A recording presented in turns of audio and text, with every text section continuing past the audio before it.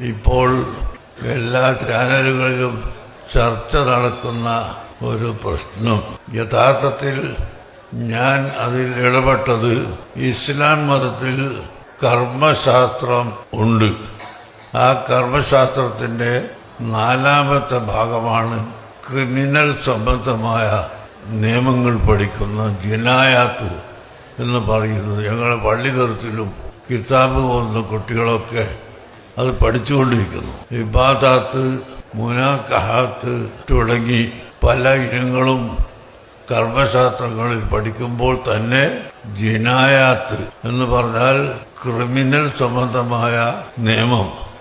ആ നിയമം പഠിച്ചതുകൊണ്ട് ഇന്ത്യ രാജ്യത്ത് ജീവിക്കുമ്പോൾ ഇന്ത്യയിലെ ക്രിമിനൽ നിയമം കൈകാര്യം ചെയ്യുന്ന ആളുകളുമായി ബന്ധപ്പെടുകയല്ലാതെ ഒരിക്കലും നിയമം കയ്യിലെടുക്കുന്ന സ്വഭാവം നമ്മുടെ കുട്ടികൾക്ക് ഇല്ല.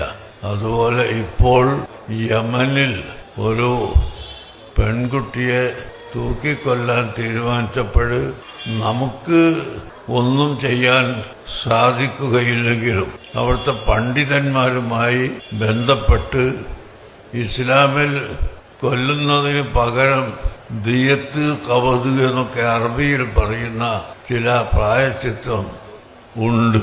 അത് ചെയ്താൽ വിട്ടുകൊടുക്കാൻ കുടുംബങ്ങൾക്ക് അധികാരമുണ്ട് എന്ന് ഇസ്ലാം മതം നിർദ്ദേശിക്കുന്നു.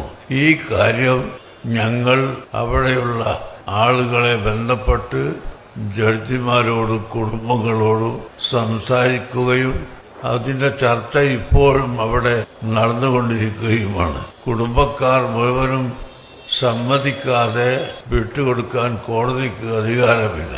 അതുകൊണ്ട് വീട്ടുകാർ മുഴുവനും സമ്മതിക്കുമോ ഇല്ലേ എന്ന ചർച്ചയിലാണ് ഇപ്പോൾ അവിടെ ഉള്ളത്.